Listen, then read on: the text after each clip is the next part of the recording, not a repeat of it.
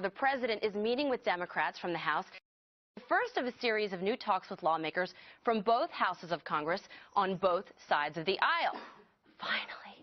His approval numbers are in the tank. A brand new poll has him at 37%, and confidence in the president is dropping despite the fact that many in the media are in his back pocket. Listen to this softball from a Huffington Post reporter yesterday. Was Speaker Boehner so far unwilling to hold a vote on the clean CR? What assurances can you give to those affected by a shutdown who are concerned about an even longer impasse? And how worried are you personally that your preferred solution to this clean CR at sequestration levels, may do harm to the nation's economy and your second-term agenda? Well, I mean, Sam, you're making an important point. Thanks, Sam. No, really. Thank you, Sam. Not exactly adversarial, huh? Well, here's Brit Hume's take on that. There's a long tradition among network correspondents who cover the White House of asking presidents of both parties challenging questions. No network correspondents, network TV correspondents were called on today. And then they went to a bunch of print journalists, all of whom, for some reason, until we got way late in the news conference, asked very mild questions. So it is a bit strange. Dana, a lot of these mainstream outlets as well have been friendly to President Obama, but he sidestepped them yesterday. Smart move? Well, I think that a lot of reporters, right before a press conference, they'll talk a big game before the press conference.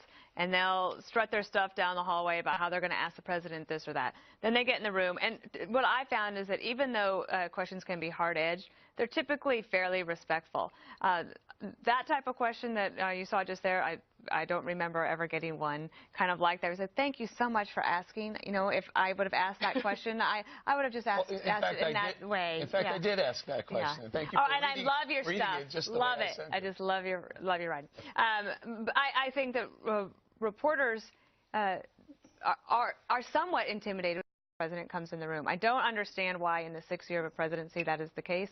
He's been in the briefing room several times and doesn't even take their questions. It is an interesting move to decide to use a television medium to go into the White House press briefing room and then not call on anybody from any of the TV networks. And it's just the way that they decide to do things at the White House. Could it be also, Greg, that he looked at his polling, 37%? That's pretty low. So this could be a deliberate strategy with his numbers. I mean, the lowest what we've seen him, I think, in this second term. The only person less popular than Barack Obama is Barack Hussein Obama. You know what's great is you see Sam Stein and Obama. It's like the battle of the beta males. That actually was a challenge. It was like a little war between the two. Who could be, I don't know, more beta-y? But the only reason why they chose him apparently was because Michelle was busy and they were worried that Malia would be too critical. And Bo can't talk. Yes. Yes, so, Bo can't talk. Bo, yeah. Or can he? So Ange, I believe the number was 11 questions were asked? Yeah. Not one of them. The only really important question that was out there that was never asked, President Obama, you want the Republicans to agree to raising the debt ceiling, but in 2006, as a senator, Obama, you voted against raising it. Why? And in 2008, you called George Bush unpatriotic and dangerous to the country for raising the debt ceiling. None of the 11 people who stood up there could ask the $64,000 question overhanging the Obama presidency. No one had the guts to do it. $64,000 question? I would say so, yeah. And the 63? I can answer it for you. It's either president, you're either a hypocrite or you're a hypocrite. A candidate for president. Well, Bob, the $63,000 question also is about Obamacare, and he didn't get one about the flawed exchanges and the technical glitches. Not one yesterday. Well, yeah, that's right. But let me just say one thing about this. Greg said he's the most unpopular guy. There's one more unpopular, which is Speaker Boehner and the Republicans in the House. You know, the fact is we had an election. You lost. And you have another election. Maybe you win, maybe you lose. But they're acting as if somehow they've been given the right here to disrupt the American government and disrupt the American people because they didn't get what they want. Well, take that crying towels and go home. I mean, dude, excuse me, Bob, other people won elections too, and their job is to do what the constituents want. That's what they're doing. Remember, remember, it was Obama who actually made changes to the bill that wasn't constitutional. So I don't know what you're talking about. I know. Well, I mean, the fact of the matter is. Here's the thing, Bob, just to stay on topic of the block, which is the media coverage. I do think that in a lot of ways the administration seems they're surprised by tough questions. They get them, they get very offended, and it doesn't help them. And then all of a sudden you see the amount of interviews that President Obama has granted is inversely proportional to his approval ratings. So you would think if the media were actually a little bit tougher on him in the interviews, maybe they would realize, or they wouldn't be so surprised by the fact that they're now in the mid-30s. Well, John Boehner has made a very good point. He's pushing for a delay in the individual mandate because employers got one. So he's talking about fairness. Why hasn't the administration, besides Kathleen Sebelius, on The Daily Show by Jon Stewart, gotten a similar question? And Sean Duffy, a Republican from Wisconsin, asked Andrea Mitchell that exact question. All we've asked for is that the president and the administration join us in Obamacare, the American people and Congress, and that individuals and families be treated just like big business. That's what they're holding out for. And Congressman, I think, even this morning, that's a non-negotiable demand. That's not negotiable? Come on. The media won't even ask the question about why are you treating families different than big businesses. You need Jon Stewart on Comedy Central to ask Secretary Sebelius, hey, why won't you treat these two equally? And she can't answer it.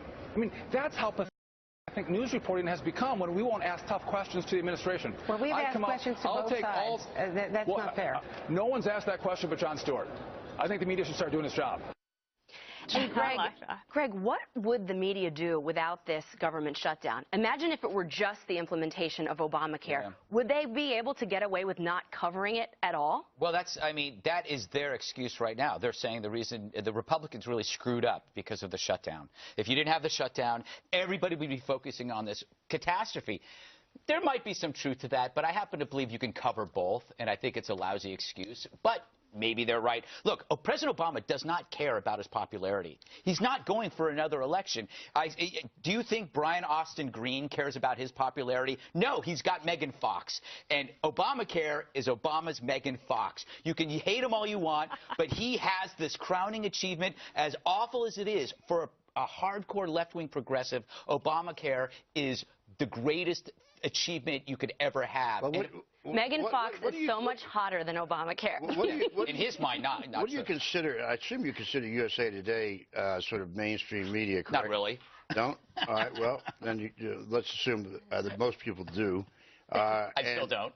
And they yesterday just beat the hell out of Obama on Obamacare. I mean, I've not seen a whole lot of. I mean, that Huffington Post question was clearly a puff question, no question about that. But I haven't seen the media be so kind to Obama. Well, look at what Andrea Mitchell just said. Andrea Mitchell, who spent decades covering the White House, decades, right, says to a U.S. congressman, no, Congressman, applying the individual mandate delay the way they applied the employer mandate is non-negotiable. How does she know that? She's not in Congress. She's not behind closed doors making these deals. Does she work for the White House? Does she know that that's non-negotiable? Does she know that Obama's not saying, we'll maybe do this, but let's hold out for see what we can negotiate prior, and then we'll give it? How does she know? Well, and if she doesn't know, why wouldn't she ask that question?